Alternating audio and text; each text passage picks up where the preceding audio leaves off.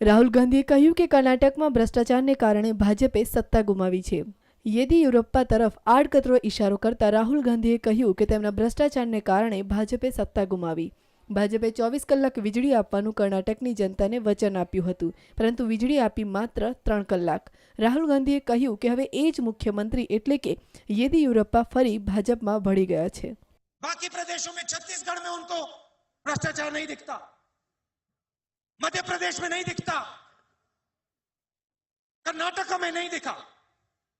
कर्नाटक में आप लोगों ने बीजेपी की सरकार को उठा के बाहर फेंका भ्रष्टाचार के कारण,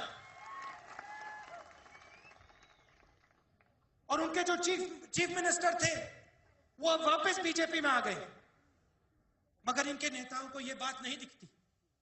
इनके नेताओं को सिर्फ भ्रष्टाचार कांग्रेस पार्टी के प्रदेशों में दिखता है।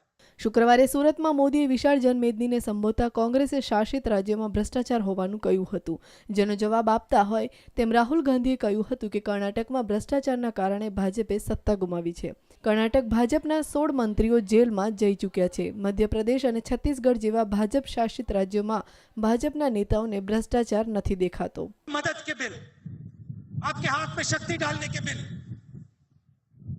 और उन बिल के खिलाफ कौन खड़ा है? हम पास करना चाहते हैं और हमें रोका जा रहा है, पार्लियामेंट में रोका जा रहा है। कौन रोक रहा है? विपक्ष का दल रोक रहा है, बीजेपी के लोग रोक रहे हैं, पार्लियामेंट को नहीं चलने देते, तो बातें बहुत करते हैं। રાહુલ ગાંધીએ કહ્યું કે ભાજપના નેતાઓને માત્ર મોટી મોટી વાતો કરવામાં રસ છે, ખરો વિકાસ કોંગ્રેસે કર્યો છે। Bureau report, national desk, news online.